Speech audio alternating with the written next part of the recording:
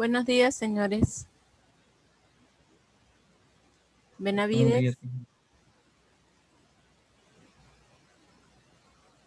Coveñas, Guadalupe, Presente, ingeniera, buenos días. buenos días. Coveñas presente. Guerrero,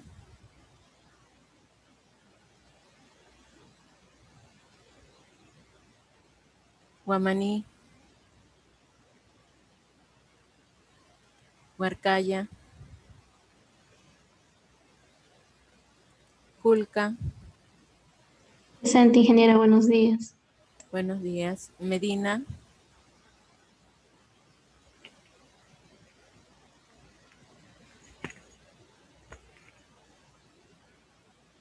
Enhorabuena, Presente, ingeniera, buenos días. buenos días. Núñez, Presente, ingeniera, buenos días.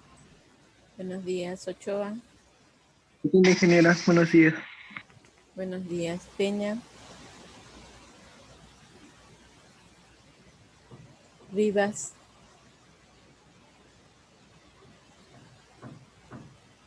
Santana, Presente, ingeniero, buenos días. buenos días. Sornosa,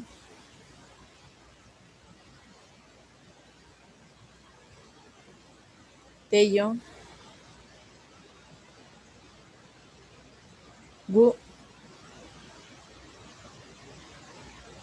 Presente, ingeniera, buenos días. buenos días. ¿Alguien más?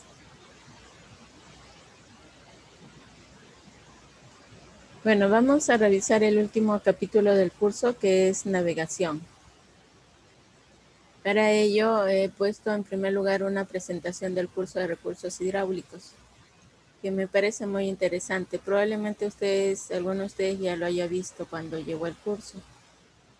Pero sin embargo, vale la pena mencionarlo y repetirlo antes de ver el tema que vamos a preparar para este curso, o que hemos preparado. Entonces, tenemos aquí lo que en el curso de recursos hidráulicos es demanda para navegación fluvial. De hecho, nosotros tenemos que la navegación fluvial utiliza los ríos. En esta diapositiva, entonces, lo que vamos a ver como demanda para navegación fluvial está relacionado con la hidráulica fluvial, puesto que aquí se va a presentar el concepto de la navegación fluvial y las restricciones de la navegación fluvial que inciden en la demanda de agua, que también lo podríamos ver desde el otro punto de vista, que son los aspectos de la navegación fluvial que inciden en los ríos que se utilizan. En general, de hecho, la navegación fluvial significa navegación en el río, pero esta navegación puede hacerse directamente en el río sin ningún tipo de obra, simplemente utilizar el agua del río.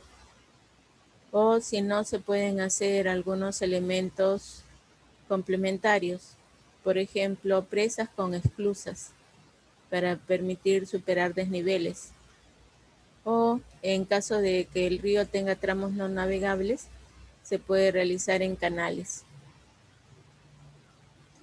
Las ventajas principales de la navegación fluvial son el consumo de combustible, dado que aquí podemos ver el número de kilómetros que una tonelada de carga puede ser transportada con 1 litro de combustible. Tenemos que en el caso de las carreteras son 68 kilómetros, de los ferrocarriles 183, mientras que en los barcos tenemos 288 kilómetros. Ahora, respecto a los costos socioambientales, nos mencionan los dólares por cada 100 toneladas a cada kilómetro. Y aquí también podemos ver una ventaja bastante grande, dado que en las carreteras los costos socioambientales son de $3.20, en los ferrocarriles 0,80 y en los barcos 0,2. Sin embargo, debemos comentar que al presentar este cuadro no se han considerado algunos eventos que en algunos casos elevan bastante este costo. Las desventajas de la navegación fluvial son que se puede requerir dragado de mantenimiento. Este dragado representa aquí, dice, una dificultad técnica, pero también debemos pensar que es una maniobra que puede ser bastante exigente para el caso de los ríos.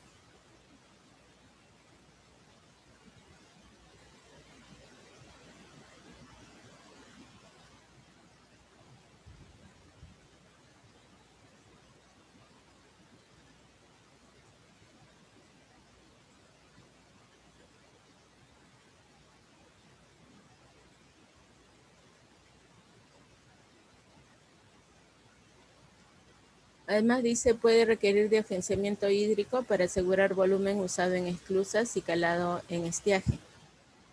Esto del calado es uno de los aspectos más importantes en la navegación fluvial. Y esto significa que el barco, para poder circular en el río, necesita tener un determinado calado. Ese calado es la distancia que hay desde la superficie de agua hasta el punto más bajo del barco. Este calado, recordemos que está relacionado con el empuje del agua y está relacionado con el peso. De tal manera que esto también se relaciona con el peso del volumen sumergido. Y el peso del volumen sumergido tiene que ver con la forma del barco,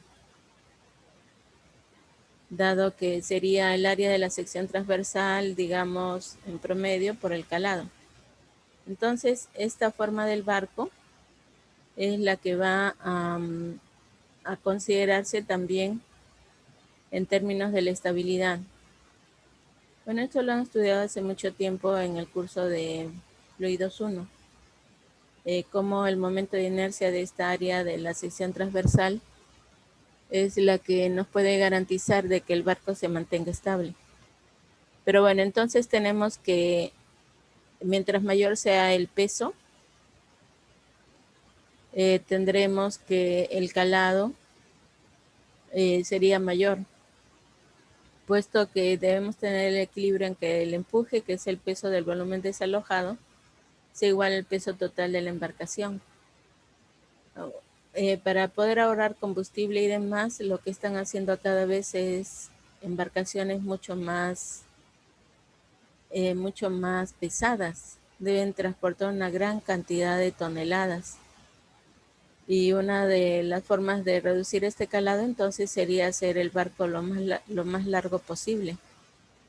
Pero como esa condición tampoco está dada, entonces ahora lo que tenemos es que los barcos no solamente tienden a ser largos, sino también anchos. Y de hecho tiene que haber una distancia entre el fondo del barco y el fondo del río para que no exista ningún problema de que el barco pueda encallar. Esto obliga a tener un determinado tirante. Por eso aquí dice que en estiaje, donde el caudal es pequeño y el tirante puede ser pequeño, entonces podría ser necesario realizar un afianzamiento hídrico, es decir, traer mayor caudal para poder asegurar de que el tirante del río sea suficiente para que el barco pueda transportarse. Además, sabemos que las esclusas tienen la característica de que permiten llenar un recipiente temporal con la finalidad de ir diferenciando niveles o igualando niveles en el caso de que exista un gran desnivel entre un punto y otro. Entonces ese llenado y vaciado de las esclusas requiere también agua. Y de hecho tiene que haber un volumen almacenado, lo cual a su vez puede representar la necesidad de un afianzamiento hídrico. Tenemos que la otra desventaja es que puede alterar la dinámica fluvial en aspectos con estados desconocidos. Esta es la palabra clave. Y es que diríamos que en términos generales los ríos se han estudiado poco. La navegación fluvial existe desde hace miles de años, pero lo que sucede es que en la actualidad todo está siendo demasiado grande. Como dije, los barcos tienden a ser de gran tonelaje, de gran longitud, ancho. Y entonces, para que puedan transportarse, requieren una mayor intervención en el río. En cambio, los ríos no han sido estudiados. Y los aspectos biológicos de los ríos tampoco han sido estudiados y no se sabe cómo es que esta dinámica fluvial puede ser afectada al hacer todas las obras que se requieren para asegurar la navegación fluvial, lo cual trae como consecuencia que el impacto ambiental puede ser crítico. El término crítico implica que es mucho más allá de lo que es malo. Y que además es irreversible, es decir, que no vamos a poder llegar a las condiciones naturales. Aquí mostramos diferentes tipos de embarcación. Como dijimos, la finalidad es reducir el calado. Entonces noten ustedes cómo estas embarcaciones tienden a ser bastante largas. Y esto tiene que ver también con la forma de la sección transversal. Aquí podemos ver estas motochatas que tienen calados de 4 pies, después las barcazas, el buque carguero, los remolcadores, un convoy de barcazas. Y de hecho tenemos que pueden existir barcos mucho más grandes. Esta fotografía que estamos mostrando corresponde al canal de Panamá ampliado. Este canal de Panamá tenía inicialmente solamente un canal, pero ya los barcos modernos no podían transportarse allí porque tienen mayor ancho que el canal existente. Entonces se tuvo que hacer el cálculo de si era preferible que los barcos hicieran un transbordo, los barcos grandes hicieran un transbordo a barcos más pequeños para circular con el canal existente, o si era mejor construir un canal más grande. Y de hecho decidieron construir un canal más grande. Y ahora tenemos los dos. El canal nuevo entonces permite que por ahí pasen portacontenedores, tanqueros, barcos de pasajeros, petróleos, graneleros, refrigerados, gas natural licuado, portavehículos, etcétera, cuyo ancho no les permite pasar por el canal antiguo. Ahora, ¿cuáles son los requerimientos esenciales que se requieren en las hidrovías? Lo primero es un flujo suficiente que permita la navegación. Sabemos que existe una relación entre el caudal y el tirante. Entonces, de hecho, aquí en esa relación QY, lo que nos interesa es que el tirante de agua en el río sea suficientemente grande como para asegurar la estabilidad del barco, de tal manera que no encalle. Y para esto se requiere un caudal suficientemente grande. Además, se requiere un tamaño adecuado del canal para acomodar el tráfico de las barcazas. Y en ese tamaño se refiere tanto al ancho como a la profundidad. Aquí podemos ver un barco de 120 metros de largo, de tal manera que se requiere como mínimo un radio de curvatura en el río de 500 metros. Lo cual quiere decir que si el río en condiciones naturales no tuviera ese radio de curvatura, ese barco no podría circular. Y también para que el barco pueda doblar, se requiere una longitud mínima de 240 metros con ese tipo de barco. Aquí podemos ver esta figura donde se ve claramente el problema. Digamos, este barco con esta longitud requiere un radio mínimo y una distancia entre curvas que le permita circular sin problemas. De hecho, que lo ideal sería que el canal fuera recto, pero no necesariamente se tiene eso en los cauces naturales. Entonces aquí también indican que la distancia mínima entre curvas debería ser de 120 metros. Y además que como en el momento de dar la curva o la vuelta el barco va a inclinarse, entonces ahí se requiere que en la zona de la curva exista un mayor ancho que en el resto del río. Entonces tenemos que se requiere un alineamiento satisfactorio sin curvas cerradas, velocidades del agua suficientemente pequeñas y materiales satisfactorios en el lecho y las márgenes, es decir, que las orillas sean estables. El problema es que no todos los ríos tienen esa condición, entonces se procede a hacer dragado. ¿Para qué se hace el dragado? Para conseguir un tamaño adecuado del canal que permita acomodar el tráfico de barcazas y un alineamiento satisfactorio sin curvas cerradas. Entonces se habla aquí de rectificar los malos pasos. Entonces esto implica en primer lugar que se tienen que identificar esos malos pasos y después se tiene que ver la forma de evitarlos. Estos malos pasos también han existido desde siempre y entonces los buenos marineros eran conocidos por su habilidad para poder pasar por los malos pasos. Lo cual se hacía sin dragar, sino de acuerdo a las condiciones de la navegación, el tripulante debía ser capaz de maniobrar para poder pasar por todos aquellos malos pasos que hubieran en el camino. Pero recordemos que el problema fundamental está en la envergadura, o sea, el tamaño de los barcos actuales. Entonces, en lo que es dragado, se habla de un dragado de apertura, es decir, cuando recién se está habilitando un río para la navegación fluvial, se hace una primera limpieza. Eso es lo que se llama dragado de apertura. Pero como el río tiene condiciones naturales de transporte de sedimentos, entonces es necesario repetir este dragado a lo largo de los años. Y esto es lo que se llama dragado de mantenimiento. Aquí podemos ver que uno de los problemas principales de las dragas es que tienen que sacar los sedimentos de un lado para depositarlos en otro. Y aquí una de las dificultades, y es que necesitamos un lugar adecuado para depositar los sedimentos que se están extrayendo. Entonces, en el dragado no solamente es el problema de los combustibles, el tener la maquinaria, el costo que representa esta operación, sino también lo que implica la movilización de los sedimentos del fondo del río con todas las implicancias que eso pueda tener y el depósito en otro lugar. Entonces aquí nos dicen que es un mal paso.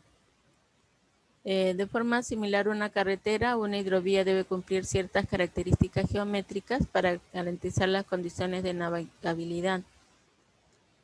Las zonas donde el trazado y dimensiones del canal de navegación se ven limitados con el fondo del río se denominan malos pasos.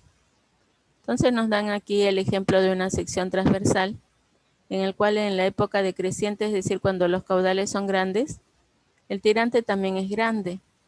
Entonces tenemos que en este caso se requiere que circulen dos barcos, uno de ida y otro de vuelta. De tal manera que se requiere un canal de navegación. Esto que estamos viendo es una de las especificaciones que se ha dado para la hidrovía amazónica.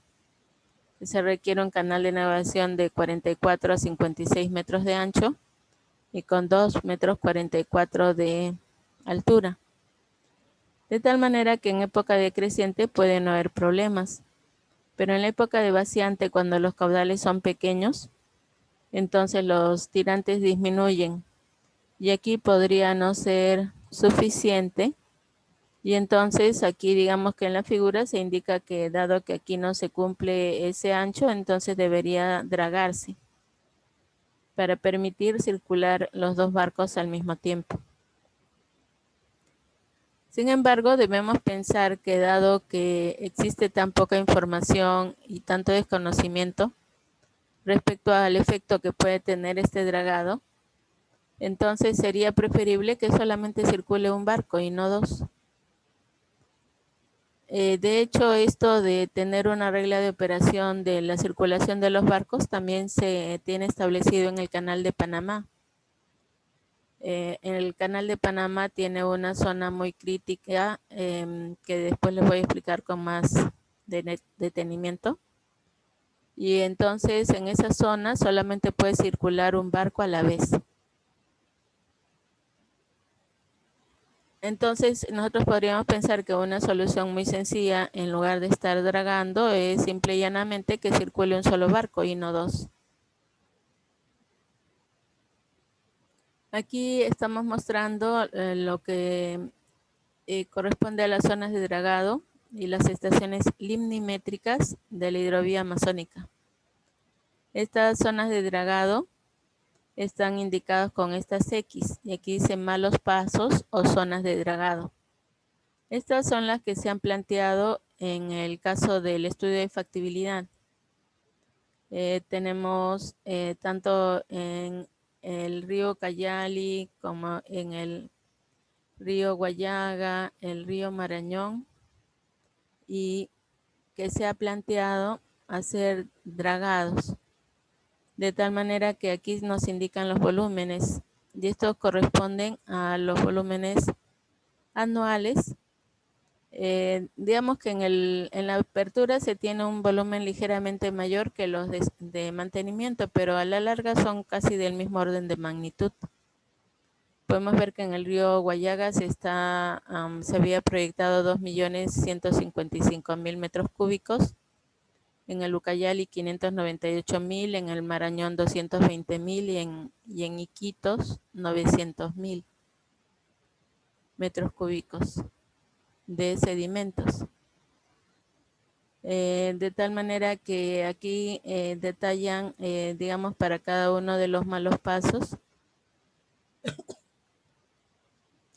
cuáles son los volúmenes que hay que evacuar.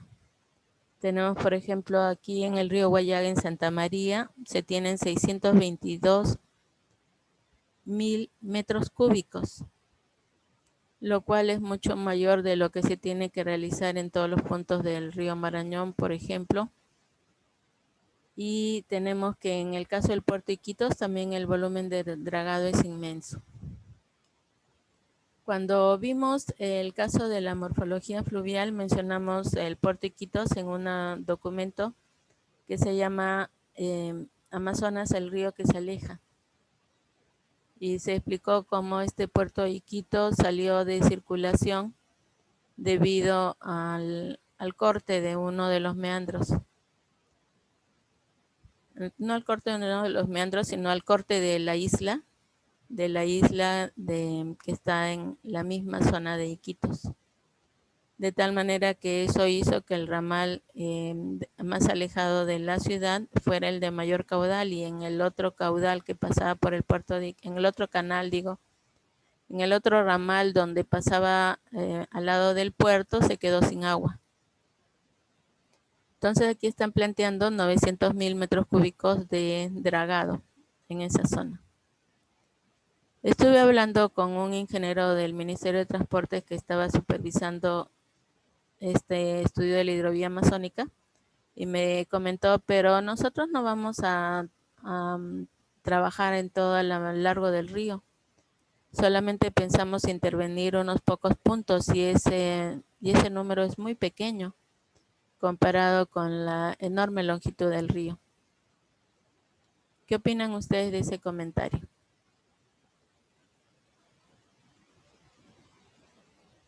En general, cualquier modificación Sí. que se haga podría afectar aguas arriba y aguas abajo también.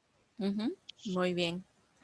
O sea, nosotros tenemos que, y este punto no es lo único que va a ser afectado, sino que puede tenerse cientos de kilómetros hacia aguas arriba y cientos de kilómetros hacia aguas abajo. Y la otra dificultad está en que estos ríos son altamente dinámicos. Es decir, los malos pasos que se identificaron aquí ya cambiaron, porque el río se ha movido, el río ha cambiado. Y entonces iban a ir cambiando continuamente, como también vamos a comentar después. De tal manera que en realidad con la poquísima información que se tiene, esta movilización de sedimentos en el río puede tener un impacto inmenso. ¿Y a quiénes podría afectar esto?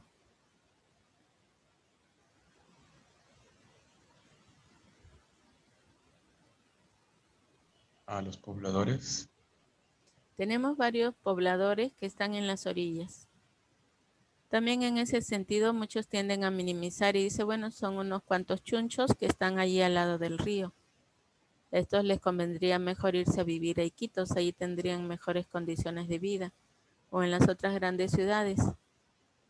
Pero no solamente serían afectados estos caseríos, en los cuales las personas serían afectados no solamente por la inundación de las zonas donde viven, sino también porque ya se perjudicaría la pesca y que es su fuente de alimentos. Y de tal manera que esta afectación también se daría en las grandes ciudades que están a lo largo del río. ¿Qué más sería afectado?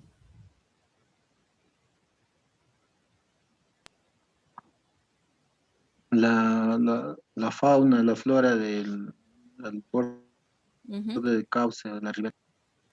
Muy bien. O sea, no solamente la que está fuera de cauce, sino también la que está dentro del río. O sea, la primera en ser afectada va a ser la flora y la fauna que está dentro del río, pero también se va a afectar la que está fuera del cauce. Y lo que es peor es que la magnitud de esto puede afectar una gran zona desde el punto de vista ecológico. Y esto podría perjudicar incluso las condiciones del ecosistema de la llanura amazónica. Sin contar otros efectos negativos que se pueden producir y que justamente se comentan aquí. ¿Cuál es la condición principal de los ríos amazónicos? Y es que los ríos tienen un gran transporte de sedimentos y que además su cauce es móvil.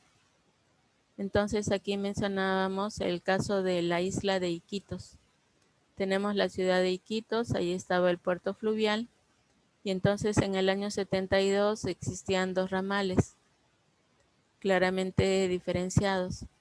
Aquí en el año 90 ya se nota que el ramal de la derecha está acercándose más hacia el ramal de la izquierda, de tal manera que en el año 94 esta isla se rompió en dos. Y allí, desde el año 94, comenzó a disminuir el caudal del ramal de la izquierda. De tal manera que en esta vista que vemos en el año 95, ya podemos observar cómo el caudal está concentrado en el ramal de la derecha y que el puerto de Iquitos se quedó sin agua. Entonces, aquí en el año 2006 ya podemos notar que este asunto se ha intensificado.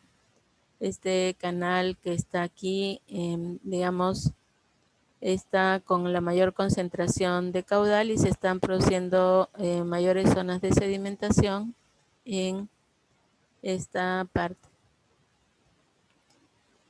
Aquí nos indican entonces cómo es que el río se alejó del puerto. La solución que están planteando es que se draguen 900.000 metros cúbicos de sedimentos para poder permitir la navegación en el puerto de Iquitos. Aquí nos indican entonces hacer una discusión sobre la alternativa para conseguir calado. Es decir, hemos visto que el calado está relacionado con el tirante del río. Entonces, si nosotros tenemos un determinado barco, lo que necesitamos es que tenga suficiente calado como para que no pueda encallar. Entonces, aquí nos preguntan, ¿qué dificultades piensa que existen si se plantea conseguir calado desviando agua desde otra cuenca hacia la hidrovía? Es decir, aquí nosotros habíamos visto que el dragado tiene muchas consecuencias negativas. Entonces, ¿qué tal si pensamos en incrementar el tirante trayendo agua de otro río? Dice, intuitivamente plantee las condiciones, problemas o imposibilidades que estarían presentes. A ver, les voy a dar unos minutos para que piensen al respecto.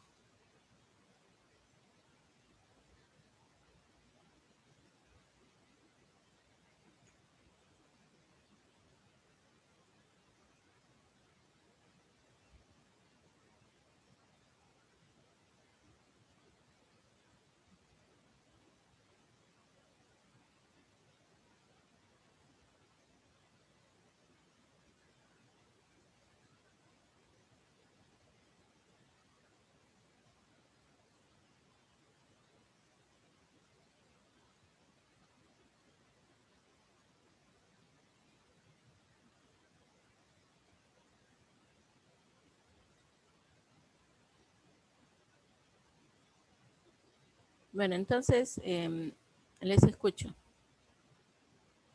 ¿Qué dificultades piensan que existe si se plantea conseguir calado desviando agua de otra cuenca hacia la hidrovía? Ojo que aquí no se refiere a la hidrovía amazónica, sino a cualquier hidrovía, en la cual se está planteando incrementar el calado trayendo caudal de otra cuenca. Al aumentar el caudal de un tramo, podría aumentar su capacidad de transporte y quizá aguas arriba causar una degradación o en el mismo tramo, que digo, una agradación y en el mismo tramo una degradación. Ajá. Podría afectar, ¿no? Claro, entonces tenemos que al afectar la capacidad de transporte, habría afectación no solamente en la zona de la entrega, sino también aguas arriba y aguas abajo. ¿Qué otras dificultades podría haber?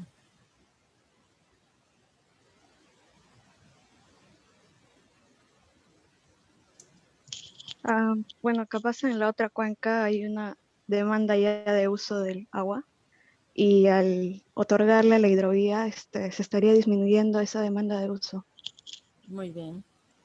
La afectación en la otra cuenca. Entonces, lo que me están señalando ahorita son problemas. ¿Existen más problemas? O también pueden comentarme acerca de las condiciones o imposibilidades que estarían presentes. Ingeniera, si yo desvío agua de otra cuenca, ¿no estoy alterando también el diámetro representativo de mi río? Claro, estaríamos afectando el caudal dominante. Al afectar el caudal dominante, no solamente afectamos el ancho, sino todas las características del río.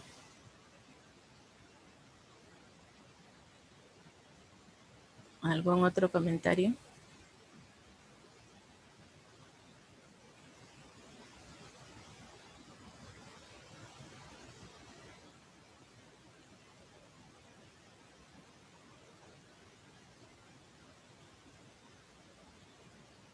Bueno, aquí nos dicen imposibilidades. ¿Existen imposibilidades en esto de desviar agua de otra cuenca?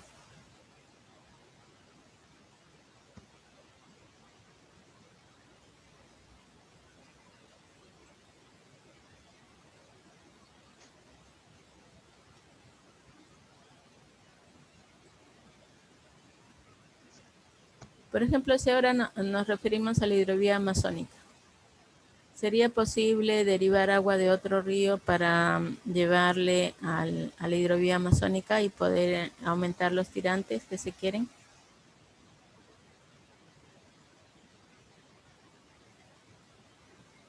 Ingeniera, traer agua de la otra vertiente sería demasiado costoso, creo, ¿no?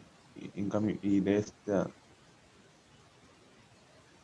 Ya, entonces una cuestión es el costo, pero el otro asunto es que estos son los ríos más caudalosos del Perú. Entonces, de por sí su caudal es muchísimo, muchísimo más grande. Si estamos hablando de otra vertiente, tendremos que referirnos a la del Pacífico. Y más bien el problema es a la inversa, debemos llevar agua del Atlántico al Pacífico, no del Pacífico al Atlántico. Y si pensamos en los otros ríos, tendríamos que hacer derivaciones en la llanura amazónica, lo cual no solamente tiene el problema de la magnitud del caudal que podrían aportar estos ríos, sino también el efecto que podría ser trazar esos canales de derivación en la Amazonía. Entonces podríamos decir que esto verdaderamente representa una imposibilidad, no solamente por la magnitud del caudal, sino por la magnitud de las obras que se requerirían. Y sin pensar, digamos, también en el costo que estas obras representan. Y ahora nos dicen aquí las condiciones. ¿Qué condiciones se requieren para poder lograr incrementar el calado desviando agua de otra cuenca hacia la hidrovía?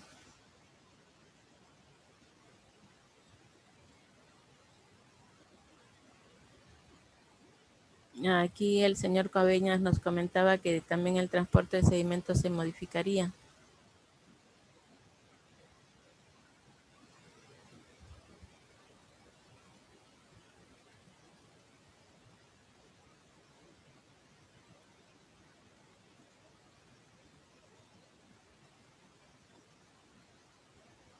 Digamos que estas condiciones sería que hubiera primero otra cuenca en la que hubiera agua excedente necesaria como para poder derivarla a la hidrovía. Luego que hubieran condiciones naturales que permitan que estas obras no causen problemas tanto en la cuenca de origen como en la cuenca de destino. Diríamos que en la cuenca de origen no solamente se vería afectada por quedarse sin agua, sino que esto también afectaría las condiciones de transporte de sedimentos, con todas las consecuencias pertinentes en la cuenca original. Y entonces diríamos que esto puede representar, digamos, unas condiciones cuya magnitud y efecto serían bastante grandes. No solamente en la navegación fluvial hay que pensar en el canal de navegación, sino también en los puertos. Para los puertos se necesitan sitios de agua tranquila, donde el calado requerido debe estar cerca a la orilla y que deben ser estables, incluso en los ríos que son inestables. Entonces esto implica que hay que realizar todo un asentamiento de tal manera que se tengan todas las instalaciones requeridas para el embarque, el desembarque, el transporte de la mercadería, etcétera. Y que debe haber una profundidad suficiente del agua en la orilla para poder que el barco pueda hacer el transbordo.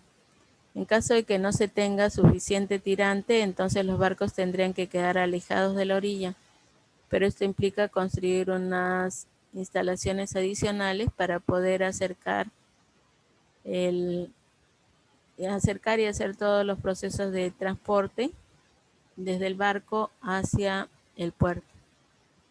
Entonces puede darse el caso que los barcos pequeños sí pueden estar en las cercanías del río, pero los barcos grandes tienen que estar alejados si es que no hay calado suficiente.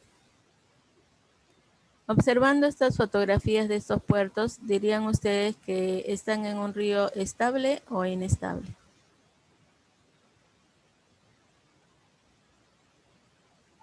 ¿Estable? ¿En base a qué responde usted esa pregunta? Se observa que las aguas están tranquilas, no hay mucho movimiento, no hay turbulencia y se puede decir que por ahí las aguas están estables. Digamos que el agua está estable, ¿no? Pero observe este talud. Y observe este otro talud.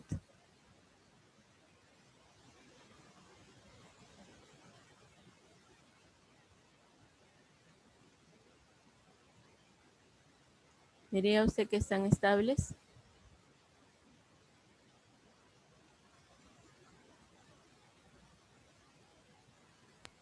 No, porque ya hay una zona que está inundada. Claro, en esta fotografía nosotros podemos ver que este río tiene un gran transporte de sedimentos en suspensión. De tal manera que se nota que está inundando la zona aledaña al puerto y que por tanto el nivel estaría subiendo y bajando.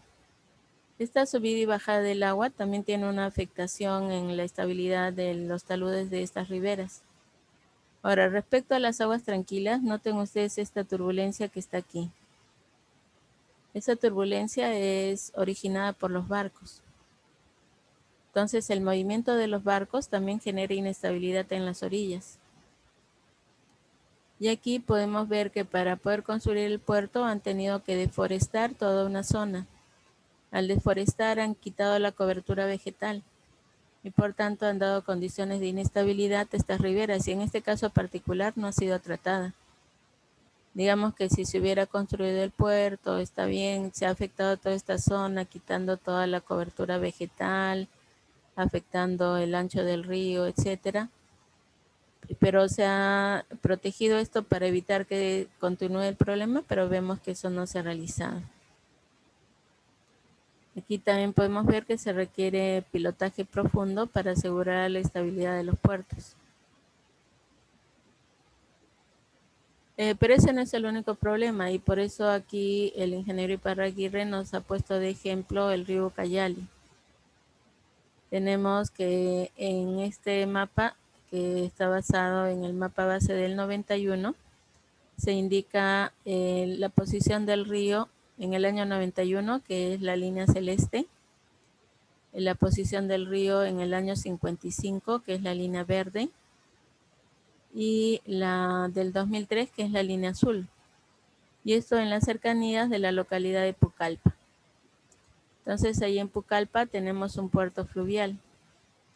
Entonces, ¿creen ustedes que este puerto fluvial se ve afectado por la movilidad del río?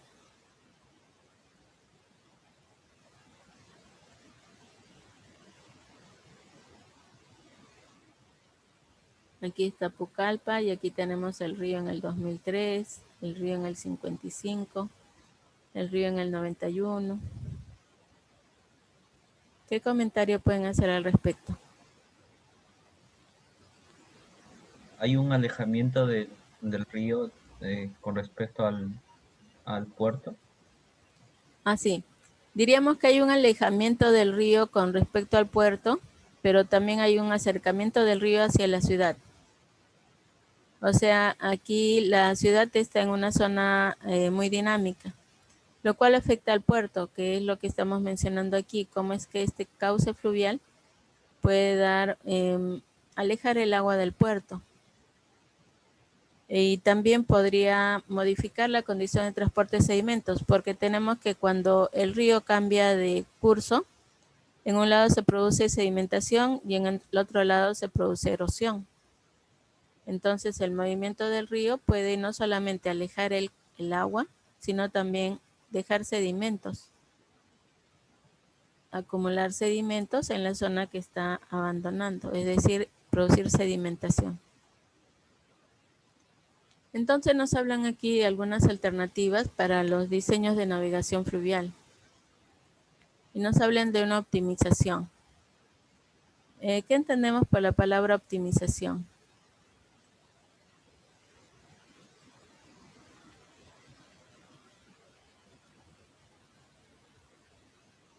Aprovechamiento máximo del recurso. Bueno, el término máximo no necesariamente es de optimización, sino diríamos el mejor. Ese mejor podríamos decir que es el máximo aprovechamiento del recurso. Sin embargo, recordemos que aquí lo que nosotros queremos es que exista una navegación fluvial continua. Y entonces habría que hacer algunas inversiones que nos permitan tener las obras requeridas para asegurar esa mejor navegación.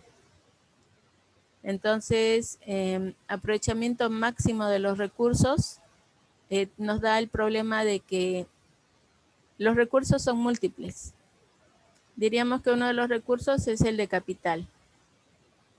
Y entonces, uno de los objetivos de la maximización, o digo de la optimización, más bien sería la minimización de costos, la maximización de beneficios, etcétera. Entonces, aquí el término optimización lo que implica es buscar la mejor solución, para lo cual se debe tener diversos parámetros de diseño. Y entonces ahí tenemos que hacer una comparación entre lo que se necesita. Por ejemplo, si vamos a dragar. En el dragar tenemos un costo del dragado que está relacionado con la utilización del combustible y esta condición entonces haría de que la draga esté colocada en el sitio mismo donde se tienen los sedimentos a evacuar. Pero eso no siempre es posible y entonces se tiene que poner una zona de propulsión. Es decir, la draga está en un lugar, pero tiene que haber toda una tubería para llegar hasta el punto de los sedimentos. Esto implica que tiene que haber un bombeo. Entonces, se tiene que, a mayor distancia del fondo de la barcaza al fondo del río, la resistencia del flujo y el consumo de combustible disminuyen. Por tanto, respecto a la ubicación de la draga, habría que hacer una comparación entre el costo del dragado contra la disminución del costo de propulsión. El otro es en caso de que se requieran esclusas.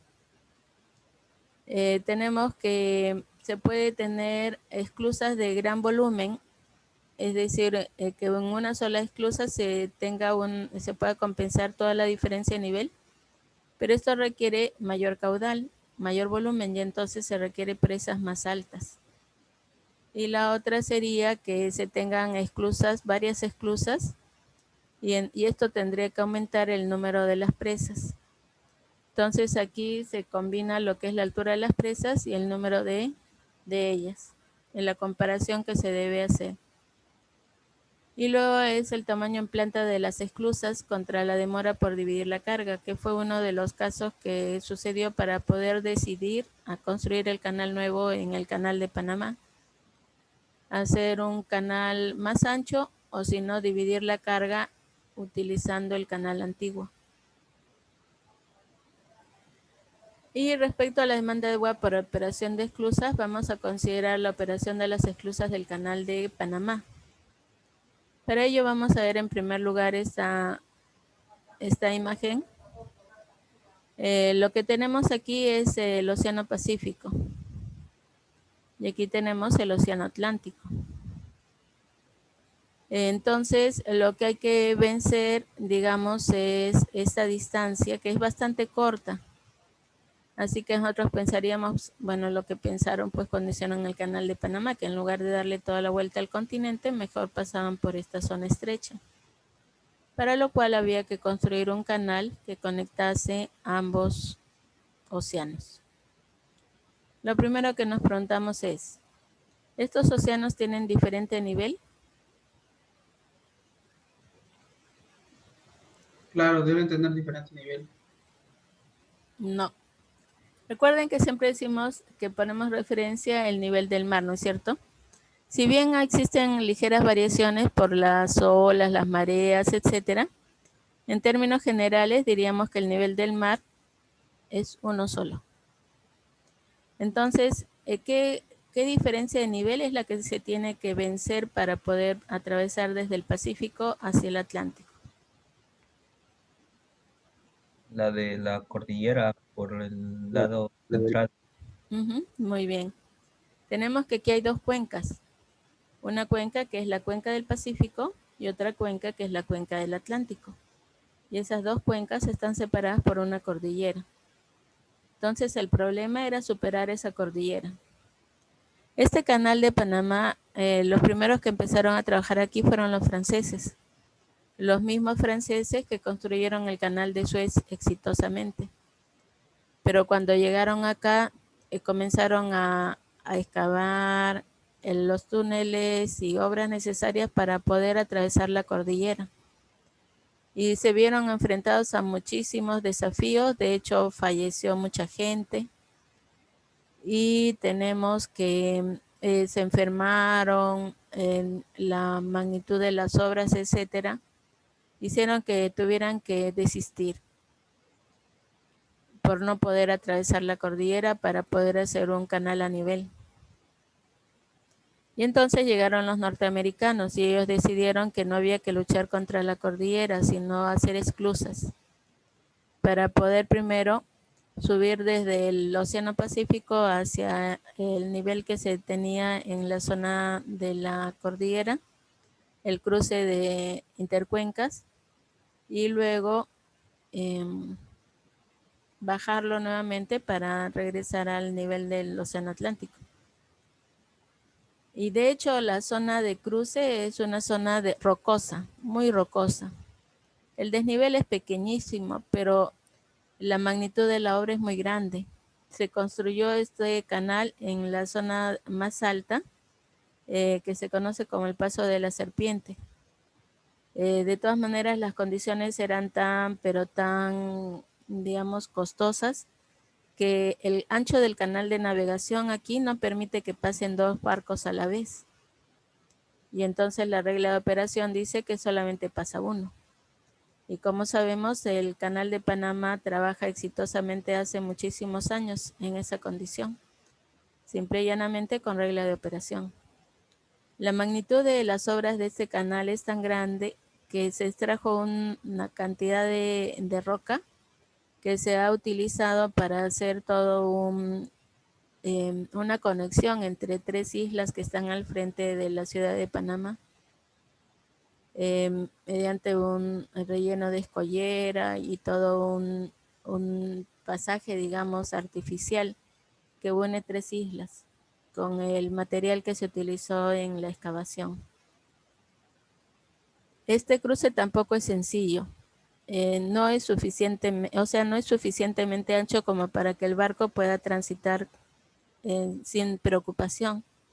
Y tienen toda una señalización a lo largo del canal para permitir de que los barcos puedan circular en la zona más alejada de las orillas sin tener que encallar. Bueno, y entonces de ahí es que nacen las esclusas. Pero estas esclusas deben llenarse y vaciarse, lo cual implica que se requieren reservorios. Entonces, por eso tenemos aquí este lago Miraflores, que está en las cercanías del Océano Pacífico, y este lago Gatún, que está en las cercanías del Atlántico. Pero noten ustedes la forma de este lago. Esto es porque aquí había muchísimos afluentes. Entonces, a la hora de incrementar el nivel, se inundó una gran zona. Esa zona inundada es la que estamos observando en este momento, para poder tener el volumen suficiente como para poder llenar y vaciar las esclusas, tanto las que están en el lado del Pacífico como las que están en el lado del Atlántico. Y como la cantidad de agua no era suficiente, entonces se utilizó este lago Alajuela. Y entonces ahí estamos hablando de esta derivación de una cuenca a otra, para llevar agua del lago Alajuela hacia la zona de las esclusas. Y entonces aquí tenemos que el río Gatún inicialmente pertenecía pues a la vertiente del Atlántico, pero ya se ha hecho una obra en la cual se permite este movimiento continuo desde el Pacífico hacia el Atlántico, en el cual tienen que estar participando todos estos lagos, hacerse todo un compartimiento del agua para asegurar que las esclusas trabajen adecuadamente.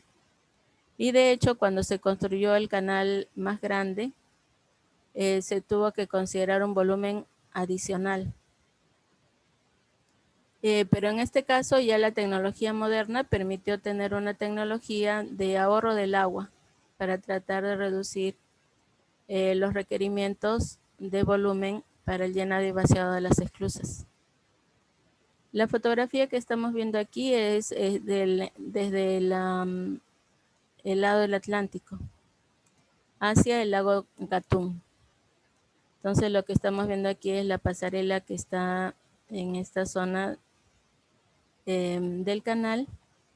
Por aquí es por donde pasan los barcos. Aquí llegan hacia las esclusas y mientras tanto tienen que esperar los barcos en la zona del lago hasta que se les dé la autorización de cruce. Entonces se requiere agua para la operación de las esclusas. Sin embargo, el aumento de agua ha producido un aumento en la evapotranspiración en las cuencas y un menor rendimiento hídrico. Y esto es producto del calentamiento global. Además, tenemos que la demanda de agua doméstica se ha incrementado debido al incremento de la población. y entonces han disminuido los excedentes del lago Gatún y puesto en riesgo la sostenibilidad de la operación del canal. Para mostrar eso, se tiene aquí los esclusajes por año desde el 1914 hacia el 2015. Entonces, podemos ver aquí que esto ha ido aumentando grandemente. Aunque, digamos, estos requerimientos del año 85 o 65 que fueron mayores, han podido disminuir gracias a la mejora de la tecnología para el ahorro del agua. Pese a que sabemos que el transporte en el canal va aumentando todos los años. Al aumentar el transporte también se requiere mayor agua para el funcionamiento de las esclusas. Entonces nos muestran aquí los excedentes del lago Gatún en ese mismo periodo. Y como podemos ver, los excedentes han ido disminuyendo por las razones que se señalaron aquí. Y esto es lo que se indica que este caudal o volumen requerido para las esclusas es una dificultad importante en el funcionamiento.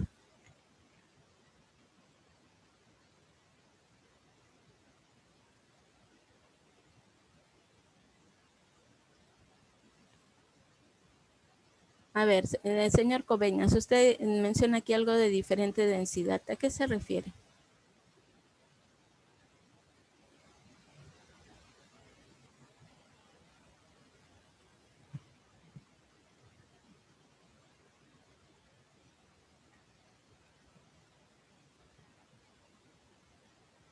Señor Coveñas.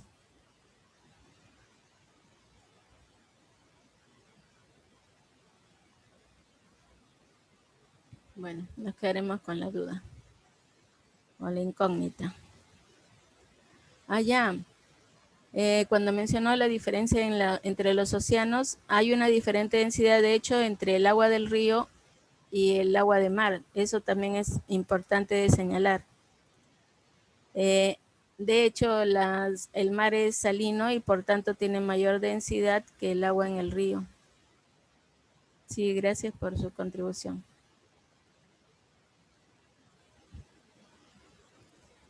Bueno, entonces, ¿cuáles son los retos presentes en la hidrovía amazónica en el Perú? Primero, que no se puede estar hablando de las zonas del río por separado. Aquel comentario de que son unos poquitos puntos en unos ríos inmensos está completamente fuera de lugar. Sabemos que todo está conectado. Cualquier cambio en una zona específica tendría un impacto en el resto del río. Por ejemplo, los cortes de meandro generarán cambios no solo planimétricos, sino también altimétricos, y en el transporte de sedimentos y zonas de erosión y deposición. Aquí estamos mostrando un extracto de las investigaciones del CITA del OTEC del río Guallaga en la comunidad de Santa Cruz, en la cual se realizó un corte de meandro. Entonces sabemos que existe una longitud inicial que es mucho mayor que la longitud final cuando se corta el meandro. Y entonces tenemos que en este tramo se tiene que inicialmente existe una pendiente que diríamos que es la pendiente de equilibrio. Pero debido a esta disminución de la longitud inicial a la longitud final, entonces se produce un incremento de pendiente. Ese incremento de pendiente origina una erosión debido al incremento de velocidad, mayor transporte de sedimentos, pero sabemos que si los sedimentos se producen, tienen que ser depositados en algún lado.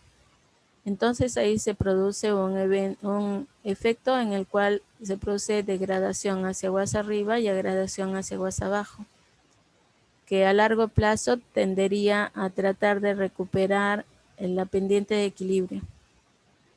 La magnitud de este efecto es bastante grande, mucho mayor que la longitud de la afectación.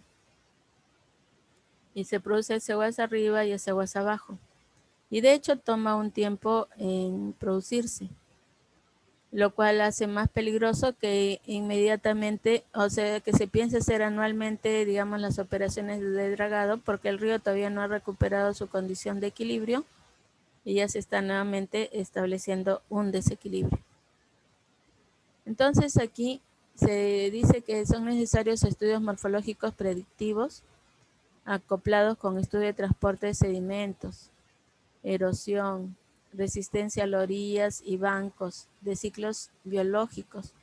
Todos esos son los efectos que pueden tener los dragados, tanto el inicial como el de mantenimiento.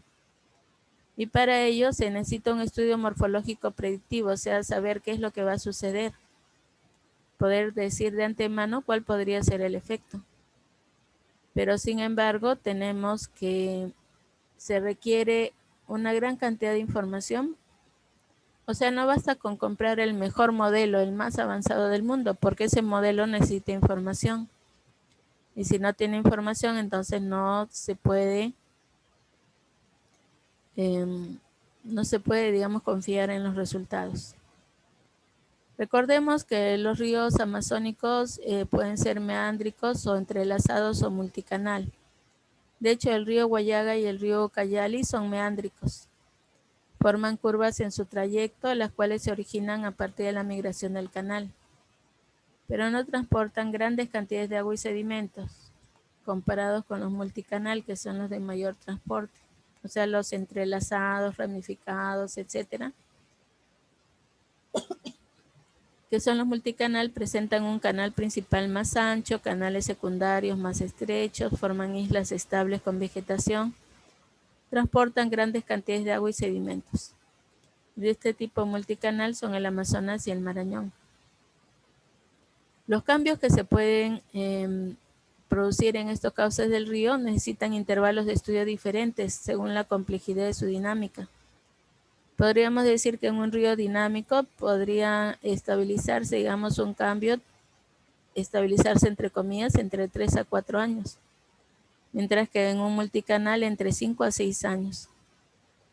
Ahora, si nosotros planteamos hacer los dragados, o si se plantea hacer los dragados anuales, entonces de hecho el río estaría en desequilibrio. Todavía ni siquiera ha podido encontrar su condición, una condición natural. Y al estar haciendo estas afectaciones continuamente, el efecto es claramente desconocido. Para ello nos muestran aquí no solamente la ciudad de Pucallpa, que había sido mencionado anteriormente, sino también los alineamientos del el río Ucayali desde el 75 en verde, 90 en rojo, 2000 en marrón y 2010 en amarillo. Anteriormente vimos lo que pasaba aquí en las cercanías de la ciudad de Pucallpa, pero sin embargo, dijimos que el río se alejó. Entonces, de hecho, entre el 75 y el 90 se alejó. El 2010 también está ligeramente por allí, pero luego en el 2000, pero en el 2010 nuevamente se ha acercado. Y esto es porque el río tiene una gran movilidad. Entonces, si nosotros, y noten ustedes todos estos cauces abandonados, todos estos cortes, digamos, todos estos cortes, meandros abandonados, toda esta zona de aquí, no, esta forma nos indica que el río tiene una movilidad muy grande.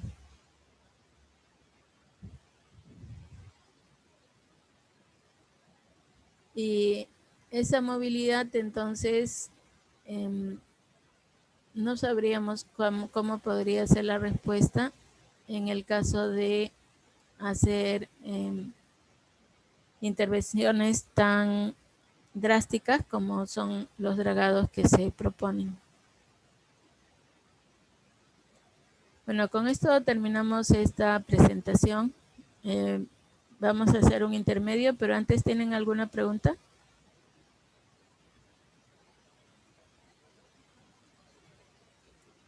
Bueno, entonces tenemos un intermedio hasta las 11:17.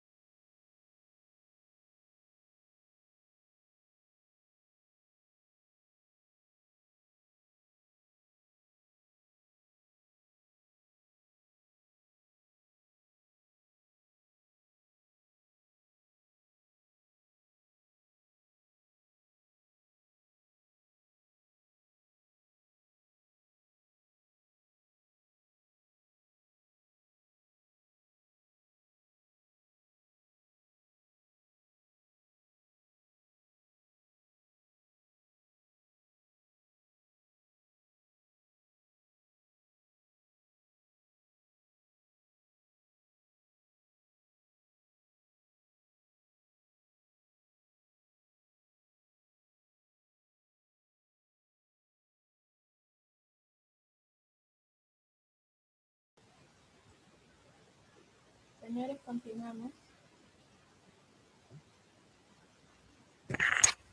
Señores, continuamos.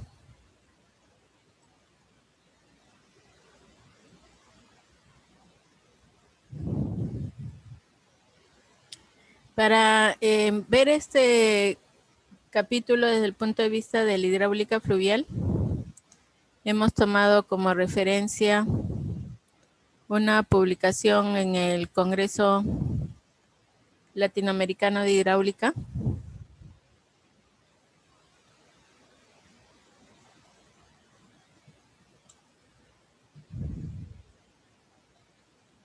que no sé por qué no se quiere abrir. Voy a cerrar un ratito esto mejor. A ver.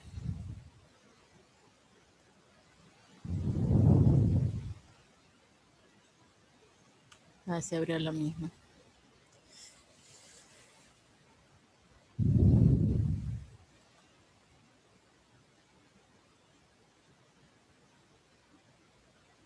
Tenemos en el 27 Congreso Latinoamericano de Hidráulica esta publicación de Ríos Navegables de Iván Ordóñez. Esta publicación está también en el aula virtual. Y en base a ello es que hemos preparado estas diapositivas de navegación que corresponden al último capítulo de nuestro curso. Entonces aquí tenemos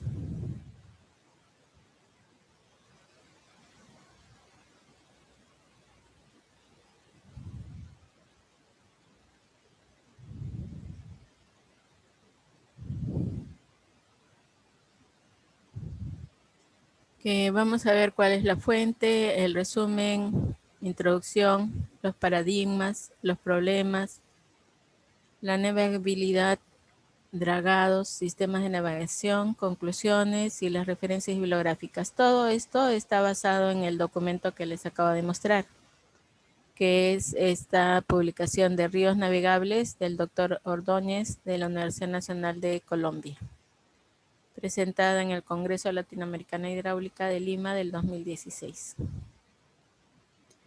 Bueno, en ese artículo se presentan las características de los ríos donde existen grandes sistemas de navegación, para determinar cómo se han establecido estos sistemas y bajo qué condiciones es posible desarrollarlos. Determinar si existe realmente la posibilidad de mejorar las características de los ríos para navegabilidad con dragados y obras de confinamiento. En términos generales, el autor presenta que los costos ambientales que han tenido los sistemas existentes y los costos potenciales de los nuevos proyectos, especialmente en ríos tropicales en los países en desarrollo. Tenemos que existe una controversia muy grande entre la navegación fluvial y las grandes obras que se requieran para el transporte actual debido a su implicación ambiental. Aquí podemos ver que es muy importante el transporte fluvial. En nuestra Amazonía los ríos son el principal medio de transporte. Se requieren no solamente para el transporte de pasajeros, sino también para mercaderías y demás. De tal manera que existe un transporte bastante grande, porque diríamos que en muchos casos el transporte terrestre incluso es imposible. En términos generales, la ventaja de la navegación fluvial es la bondad de los ríos como medios de transporte para personas y carga. Y además es transporte limpio porque requiere menos combustible y reduce la emisión de gases. Entonces diríamos que el problema no es la navegación. La navegación es muy importante y se requiere mejorar las condiciones de navegación, de tal manera de que todas las personas que lo requieran puedan trasladarse con seguridad. Y esto puede incluso generar el desarrollo de la región al poder comercializar bienes que son muy apreciados en otras partes del mundo y que actualmente no pueden ser transportados por falta de vías de comunicación adecuadas. Entonces diríamos que el problema no está en la navegación en sí. El problema está en las implicancias ambientales que tienen las nuevas obras. Y eso es lo que se va a discutir. ¿Cuáles son esas desventajas? Primero, existe un riesgo alto de contaminación por fugas, accidentes y derrames en tránsitos de las cargas de productos ambientalmente peligrosos, como son los hidrocarburos, los minerales crudos, las sustancias químicas, los pesticidas y los abonos químicos. Es decir, en lo que transporta el barco puede perderse. De hecho, ha habido muchísimos accidentes de barcos que transportaban algunos de estos materiales y que se han hundido. Y si se han hundido es porque han tenido algún problema en el casco y entonces la carga ha comenzado a perderse. Se han producido grandes derrames de petróleo con todas las implicancias ambientales que esto significa. Aparte del riesgo por fugas y accidentes y derrames por la carga, también existe contaminación debido al combustible propio de la embarcación. Además, requieren intervenciones muy sustanciales y de alto impacto, por ejemplo, dragados, diques, cambio de las condiciones de flujo, esclusas, etc. Y estas obras perturban la calidad básica del hábitat en los ecosistemas fluviales. Entonces tenemos algunos paradigmas de la navegación fluvial. El primero es que la navegación fluvial es vital para el desarrollo. Dice, todas las naciones avanzadas tienen sistemas que permiten transportar grandes volúmenes de carga a bajo costo. 2. La navegación fluvial es el sistema de transporte más económico, superando por mucho al transporte carretero y al transporte por ferrocarril y por avión. La navegación fluvial es necesaria como parte de un sistema de transporte multimodal. La navegación fluvial es un sistema de transporte limpio, puesto que puede mover un mayor volumen de carga con menor cantidad de combustible y menos contaminación. Siempre es posible desarrollar un sistema de navegación fluvial que funcione 24 horas al día y 365 días al año, con mucho menor costo que el de hacer una carretera o un ferrocarril. Estos de aquí son unos paradigmas que implican las creencias actuales, pero justamente el autor en adelante demuestra que varios de esos paradigmas están errados, porque no analizan en forma completa y adecuada las circunstancias socioeconómicas de los países, ni las pérdidas de los valores ambientales. Entonces, ¿cuáles son los problemas de la navegación fluvial? Hemos establecido que la navegación fluvial es una necesidad. Entonces, la pregunta es, ¿qué se requiere para que un barco pueda navegar en un río? Y entonces aquí se plantea la hipótesis de Lanvin de 1965, donde dice que los puntos más importantes para evaluar la capacidad de un río para permitir la navegación son la pendiente y la velocidad de la corriente, y el calado y potencia de la embarcación que se desea evaluar. Es decir, ¿qué cosa es lo que plantea Lanvin? Conocer la pendiente y la velocidad de la corriente, y comparar esto, que serían las condiciones naturales de la corriente, con el calado y la potencia de la embarcación que se desea evaluar. Aquí no menciona modificar las condiciones del río.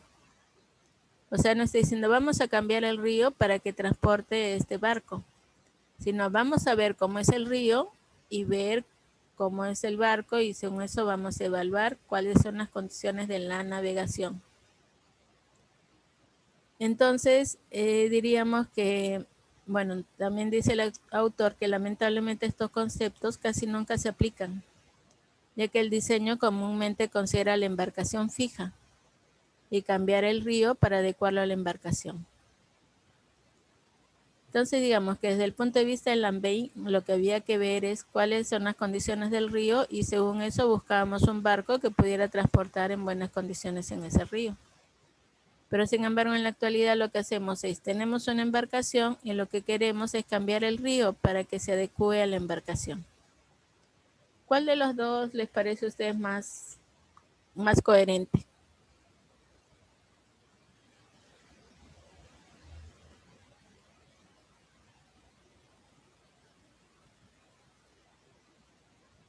que se modifique la forma de la embarcación para que...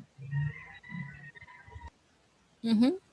Diríamos, teniendo en cuenta todas las consecuencias negativas que tiene el cambiar el río, entonces es más coherente pensar en cambiar la embarcación.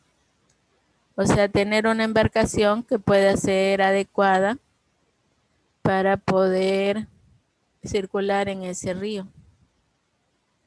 Pero ¿por qué no se tiene ese criterio? Si parece ser lo más coherente, ¿por qué es que a nivel mundial se hace lo contrario? O sea, modificar el río en lugar de modificar el barco.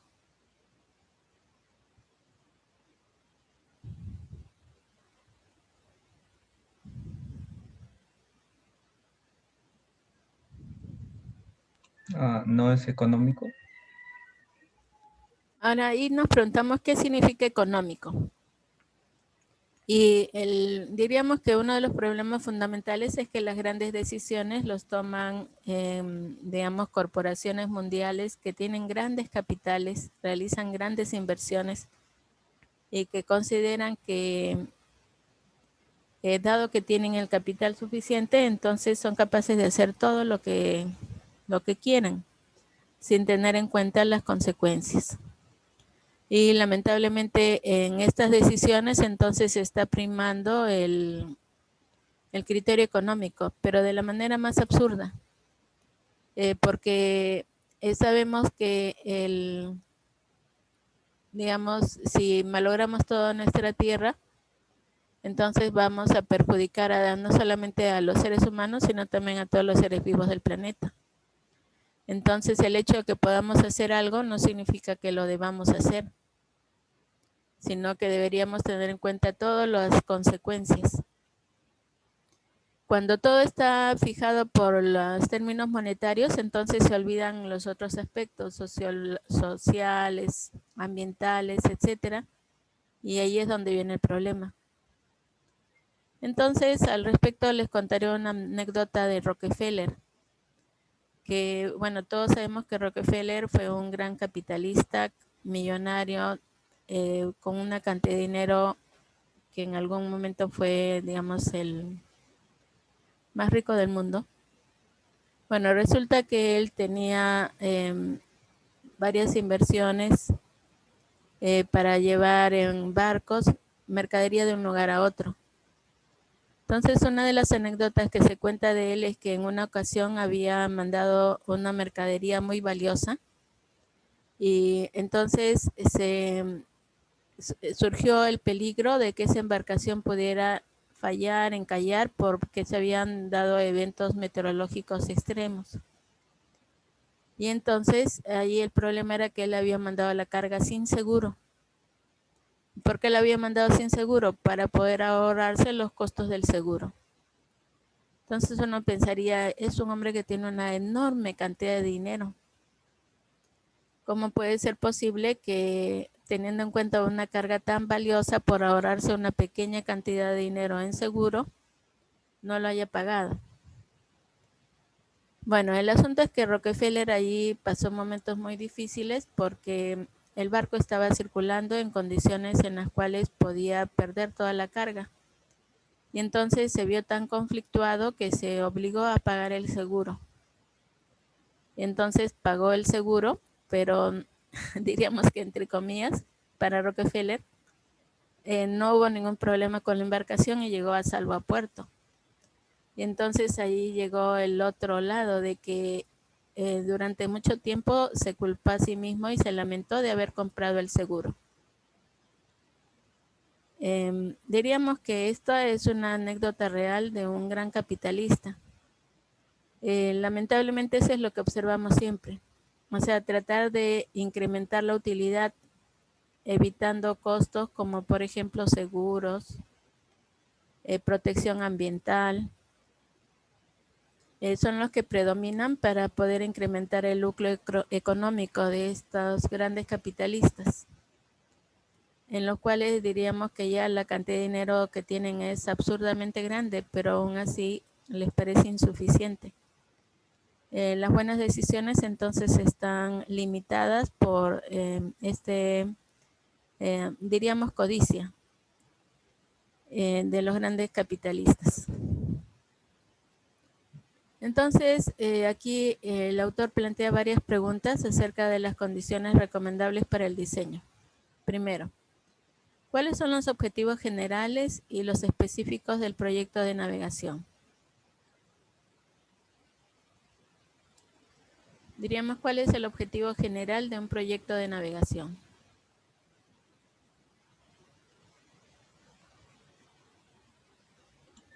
Transportar. Transportar personas y carga de un punto a otro. Ese es el objetivo general.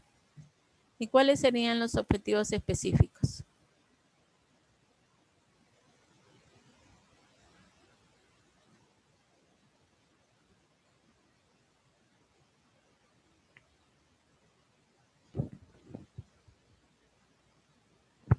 En la diapositiva que revisamos anteriormente se hablaba de optimizar el diseño.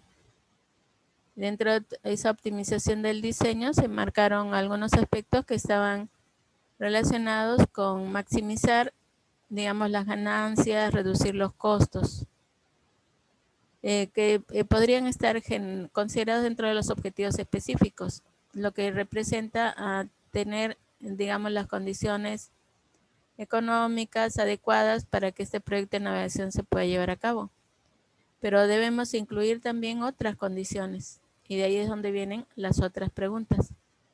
¿Cuáles son las características físicas, socioeconómicas y ambientales del río y la cuenca? O sea, no solamente debemos pensar en el barco, sino también en el río. Y ese río tiene características físicas, socioeconómicas y ambientales que considerar.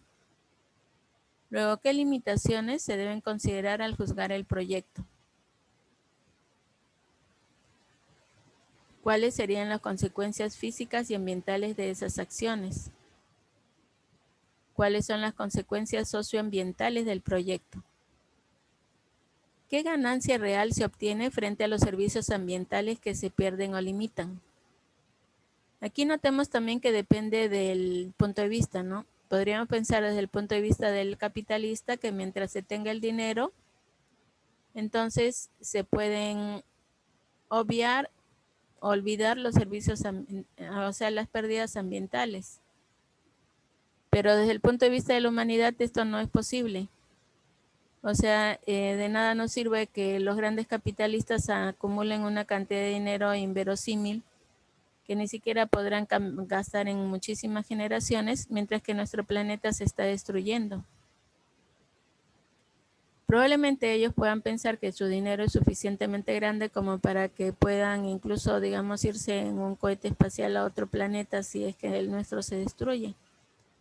Pero desde el punto de vista de todo el planeta no tiene ninguna coherencia el considerar que las ganancias económicas van a prevalecer sobre todas las pérdidas que se producen, no solamente desde el punto de vista ambiental, sino también el social. Y entonces ahí diríamos que esa ganancia que se está considerando es porque no se han incluido en el cálculo los costos reales de la construcción, la operación y el mantenimiento. Es decir, podemos considerar simplemente las obras, pero y todos los otros costos ambientales, los costos sociales, ¿cómo es que estos se pueden convertir en valores económicos para poder expresar que verdaderamente esta ganancia no lo es? ¿Cuál será el tipo, tamaño, potencia y seguridad de las embarcaciones óptimas? Diríamos que esta es una palabra clave. Esto es lo que estábamos diciendo. Nosotros podríamos pensar más bien en cuál es el tipo, tamaño, potencia y seguridad de las embarcaciones óptimas, o sea, aquellas que pueden discurrir en un río.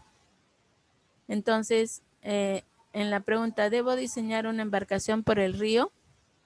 Es decir, ¿debo seleccionar esa embarcación óptima para que pueda transportarse por el río? O más bien modificar el río para que puedan circular barcos que funcionan bien en otros ríos, pero que en este río no van a funcionar. Por ejemplo, habíamos visto la especificación que se había dado para las hidrovías amazónicas y que permitieron determinar los malopasos. Ese tamaño de la embarcación no está circulando actualmente por nuestras vías amazónicas. pero se ha considerado para el diseño. O sea, ese barco de otro río se quiere hacer circular por la hidrovía amazónica. Y para ello se quiere cambiar las condiciones de la hidrovía amazónica para que puedan circular. Y ahí también se les está objetando el estudio de demanda que han hecho porque esos barcos no están circulando actualmente por la zona. Y es más, se considera que es probable que prefieran seguir circulando por la zona del Brasil en lugar de venir a circular por nuestro país. Pero ahí también se ha hecho el proyecto diciendo que ese es el barco que se requiere para la hidrovía y entonces se plantea modificar el río, los ríos, para que esos barcos puedan circular. Y de ahí llegamos al término de navegabilidad. En navegabilidad sería la habilidad de navegar. Y esa habilidad de navegar, como dije anteriormente, los grandes marineros no necesitaban cambiar el río, sino ver cuáles eran las condiciones que permitían que sus barcos pudieran circular para esos ríos. Y por eso se caracterizaban los grandes marineros, aquellos hábiles que eran capaces de navegar incluso en los ríos o incluso mares más difíciles. Entonces diríamos que la navegabilidad de un río depende fundamentalmente de las características hidráulicas de la corriente fluvial, las cuales deben ser estudiadas y definidas como un paso previo a la concepción de un proyecto de navegación. Es decir, en lugar de venir con un barco y decir este barco tiene que circular por este río y entonces cambiemos al río, aquí lo que se plantea es que si nosotros queremos una habilidad para poder navegar en el río, lo que necesitamos es conocer las características hidráulicas de esa corriente fluvial y según eso definir cómo es que vamos a trabajar en ese río.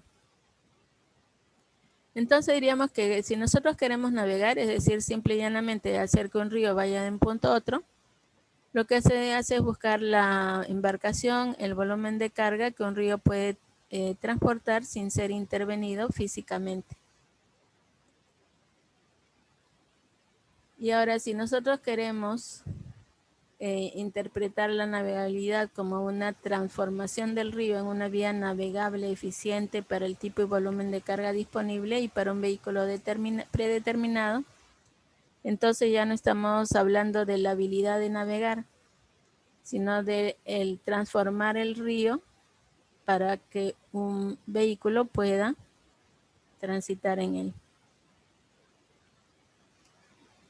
Para poder ver estos aspectos a nivel mundial, el autor presenta esta tabla con las características hidráulicas de algunos ríos navegables. Tenemos aquí el río Amazonas, el Yangtze que está en China, el Paraná, Mississippi, etc. Se indica cuál es el orden de la corriente, cuál es de la corriente dentro de toda su magnitud en estos cuadros que él ha presentado, el área de cuenca, el caudal medio del río, el caudal sólido. Por ejemplo, noten ustedes en este cuadro que el caudal medio anual del río Amazonas dice 230.000 metros cúbicos por segundo. Y el caudal sólido en toneladas por año es de 900.000 toneladas por año. Y recuerden ustedes ese 900.000, ¿cuándo lo hemos mencionado antes respecto al río Amazonas?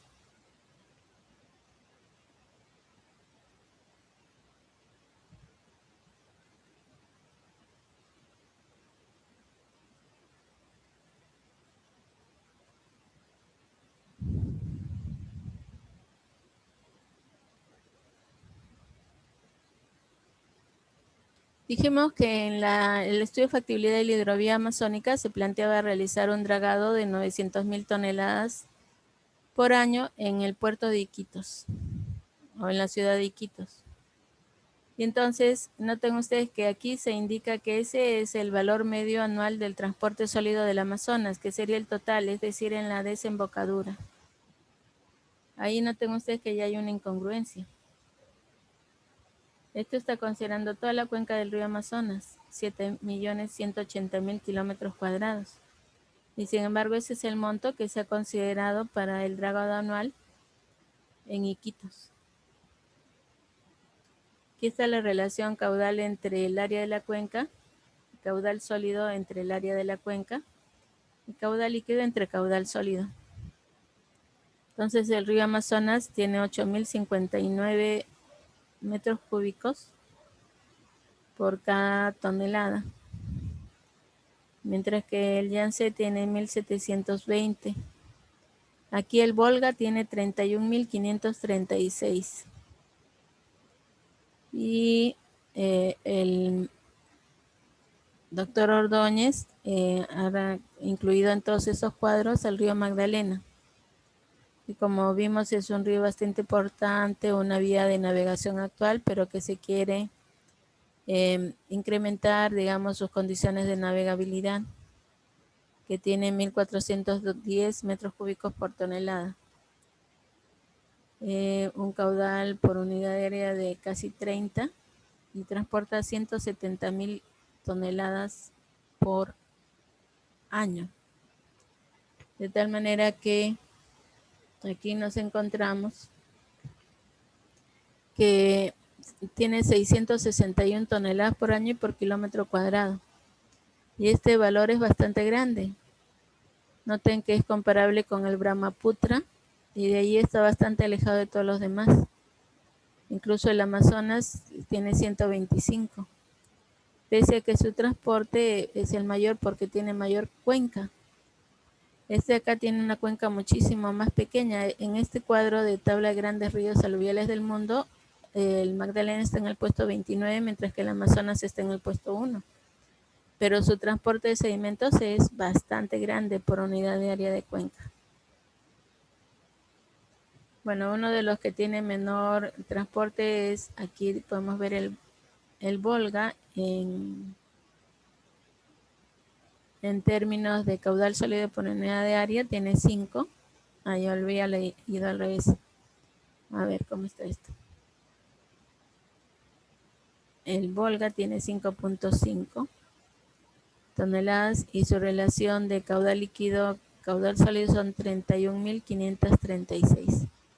O sea, su transporte sólido por unidad de área de cuenca es pequeña, pero comparada con el caudal resulta que son 3.306 metros cúbicos por cada tonelada. O sea, una gran cantidad de agua con respecto al transporte de sedimentos. Entonces, aquí nos menciona sobre los dragados. Podemos ver una draga en funcionamiento. En este caso, la draga está ubicada en el punto mismo de excavación, digamos, o sea, de extracción de sedimentos. Anteriormente habíamos mencionado que si se necesita alejar esta draga, habría que considerar un bombeo adicional para poder extraer desde esa distancia.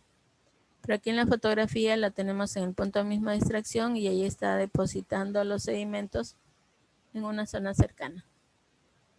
Entonces se dice que los dragados son la forma más expedita de mejorar la navegabilidad de un río para dar paso a navegaciones de cierto calado. Se aumenta la profundidad mediante el confinamiento de la sección transversal y dragando los sedimentos del lecho.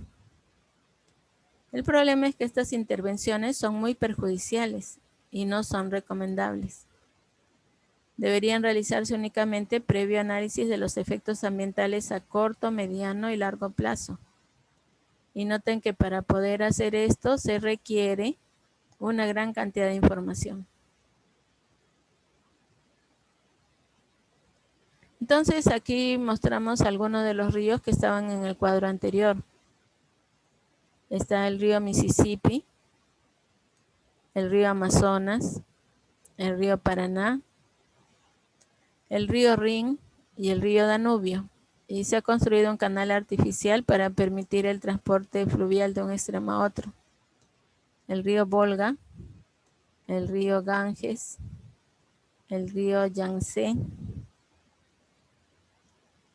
y etcétera, que es este río que está en China y que ha permitido conectar, digamos, otros cauces fluviales en una vía bastante importante para el comercio en China. Bueno, nos vamos a quedar aquí en esta clase, en la clase del viernes, vamos a seguir revisando estas condiciones de estos sistemas de navegación. Y el día jueves vamos a hacer un seminario para el examen final. ¿Tienen alguna pregunta?